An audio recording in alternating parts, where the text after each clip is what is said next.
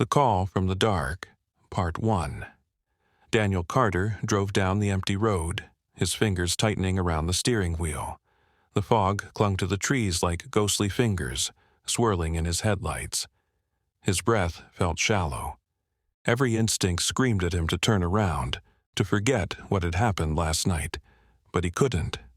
The phone call, the figure in the woods, Emma's voice. It wasn't a coincidence. It couldn't be. The old phone booth came into view, its glass panels streaked with raindrops. The red paint was peeling, revealing the rust beneath.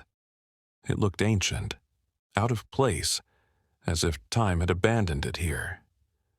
Daniel parked on the roadside and stepped out. The air was heavy with the scent of damp earth. A strange silence hung in the air, broken only by the distant rustling of leaves. He approached the booth cautiously, heart pounding. He half expected the phone to start ringing again, but it didn't. Instead, something else caught his attention. The ground beside the booth was disturbed. The wet soil had been shifted, footprints barely visible in the mud.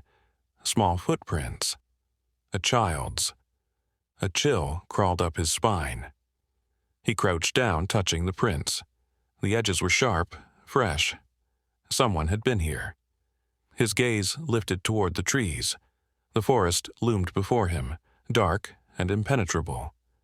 "You can't leave me again." The voice from the phone echoed in his mind. Daniel swallowed hard.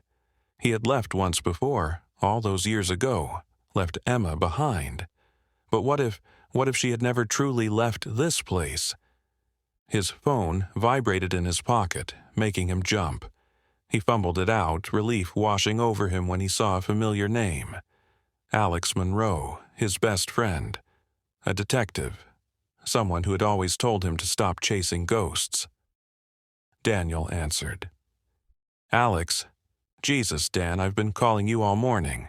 Where the hell are you?" He hesitated. "You wouldn't believe me if I told you."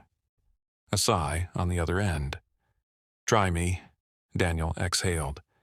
"I think I saw Emma." Silence. Then, "Dan," Alex's voice was cautious. "Emma is dead. I know that," Daniel snapped. "But I heard her. She called me. From the phone booth." A pause. Then a quieter question. "Have you been sleeping?"